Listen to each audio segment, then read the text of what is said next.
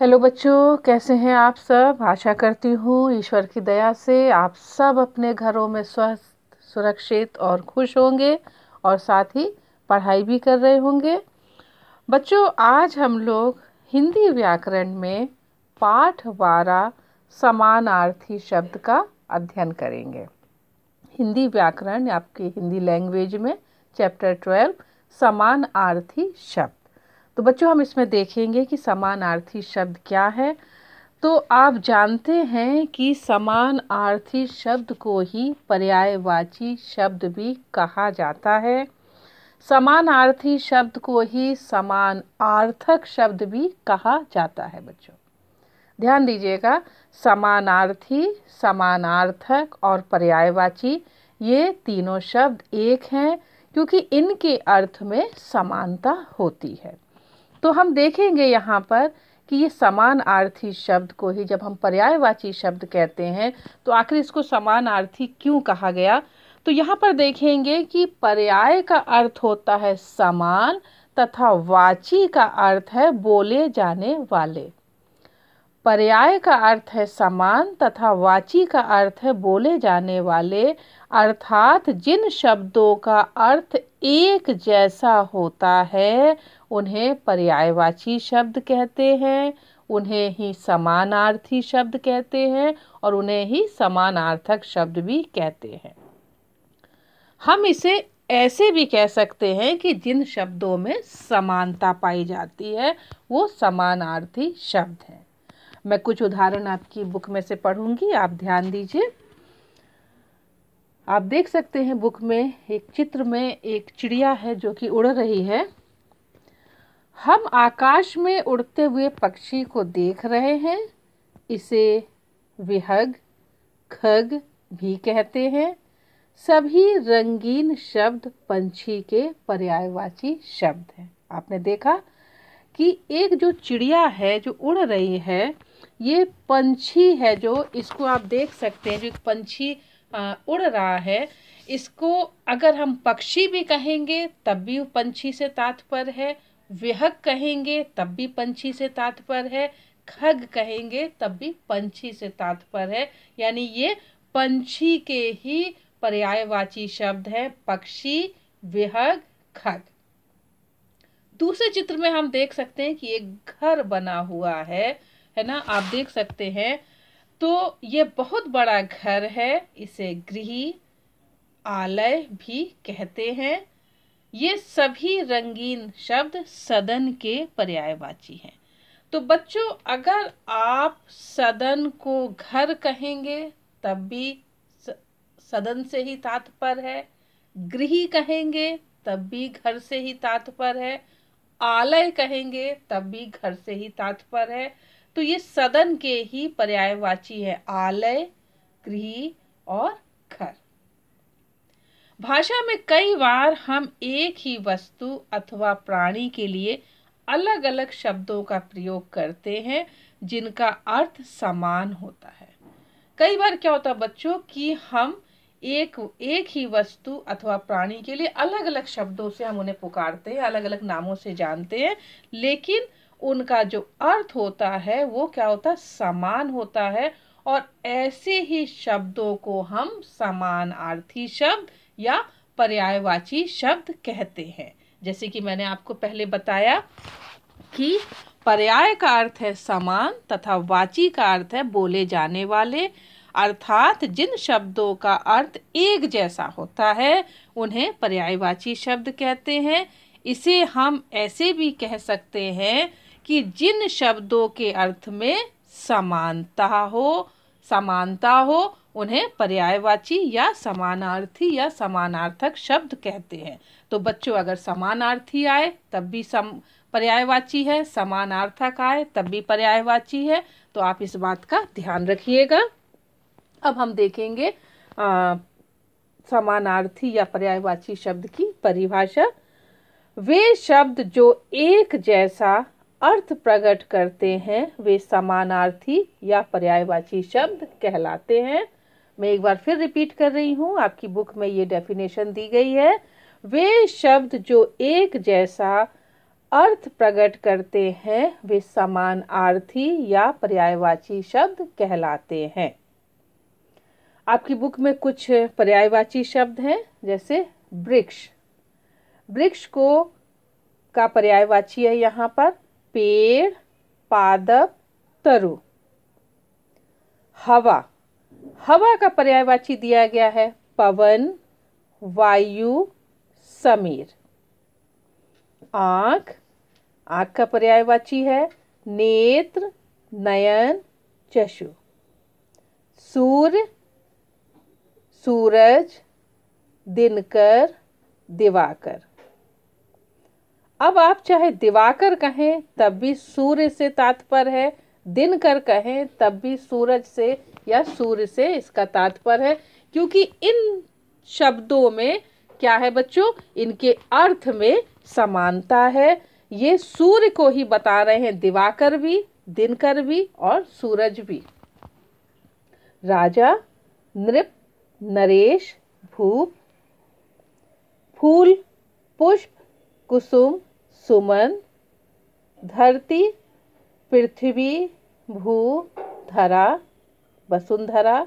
हम इसे कई नामों से जानते हैं बच्चों। रात, रात्रि, निशा, रजनी। अब हम देखेंगे आगे के पर्यायवाची बच्चों। यहाँ पर दिया गया है जल। जल एक शब्द दिया गया, इसके जो पर्यायवाची जो समानार्थी शब्द है वो है पानी, नीर, वारी। मित्र, मित्र के पर्यायवाची सखा, दोस्त, सहचर। चांद के पर्यायवाची चंद्र, शशि, राकेश। पर्वत के पहाड़, गिरी, अचल। तालाब का पर्यायवाची है बच्चों यहाँ पर सर, जलाशय, सरोवर। आप सरोवर बोले, जलाशय बोले, सर बोले, इनका तात्पर्य तालाब से ही है, क्योंकि इनके अर्थों में बच्चों क्या है, समानता है। बगीचा, बाग, उपवन, वाटिका। अध्यापक, गुरु, शिक्षक, आचार्य। दिन का पर्यायवाची है यहाँ पर दिवस, वासर, वार।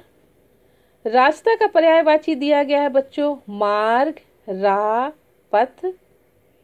हाथ का पर्यायवाची है हस्त, कर, पानी। और संसार का पर्यायवाची दिया गया है जग, दुनिया, विश्व। वस्त्र का कपड़ा, पट, वसन। तो संसार का है बच्चों जग, दुनिया, विश्व, और वस्त्र का है कपड़ा, पट, वसन। तो आपने देखा बच्चों यहाँ पर हमने क्या देखा है कि जिन शब्दों के अर्थों में समानता पाई जाती है या समान अर्थ प्रकट करते हैं जो शब्द, वो पर्यायवाची शब्द कहलाते हैं या समानार्थी शब्द कहलाते हैं या समानार्थक शब्द कहलाते हैं। तो हमने सीखा किसी शब्द के समान अर्थ वाले सभी शब्दों को, ध्यान दीजिएगा, एक दो नहीं, सभी जितने भी शब्द हैं, किसी शब्द के समान अर्थ वाले सभी शब्दों को समानार्थी या पर्यायवाची शब्द कहते हैं। तो हमने देखा है कि जिन शब्दों के अर्थ में समानता होती है बच्चों, इन शब्दों के अर्थ में समानता है, इसलिए ये पर्यायवाची शब्द है। और हमने यहाँ पर सबसे पहले देखा था जैसे कि पंछी के दिए थे पक्षी, विहग, खग, और सदन के दिए थे आलय, गृह और घर। तो आपने देखा कि ये सब क्या है, एक दूसरे के पर्यायवाची शब्द हैं जिनके अर्थ में क्या है बच्चों, समानता है। तो ये आपकी बुक में कुछ समानार्थी शब्द दिए गए हैं जिन्हें कि आप अच्छी तरीके से याद कर लीजिएगा। और यहाँ पर हम देखेंगे बच्चों कुछ पर्यायवाची शब्द, जैसे कि यहाँ पर दिया गया है एक शब्द दिया है खोजबीन। तो यहाँ पर जब अभी मैंने आपके सामने पढ़ा तो आपने देखा होगा कि दिया है जल और हाथ के वे पर्यायवाची शब्द खोजिए जिनका उच्चारण लगभग एक जैसा है। यहाँ पर एक शब्द दिया है कि ऐसे शब्द खोजिए जल और हाथ के वे पर्यायवाची खोजना है जिनके उच्चारण लगभग क्या है, समान अर्थ को बता रहे हैं। तो बच्चों यहाँ पर हम देख सकते हैं कि समान उच्चारण हमें जो मिला था, तो जल का हमने पर्यायवाची देखा था पानी। जल का पर्यायवाची हमने क्या देखा था बच्चों, पानी देखा था। और उसके बाद हमने देखा था हाथ का पर्यायवाची पानी। यानी यहाँ पर जो पूछा जा रहा है, जल और हाथ के वे पर्यायवाची शब्द बताइए जिनके उच्चारण यानी बोलने के तरीके में लगभग समानता है, लगभग एक जैसे लग रहे हैं। तो एक जगह तो पानी है और दूसरी जगह क्या है बच्चों, पानी। तो पानी मीन्स हाथ और पानी मीन्स जल।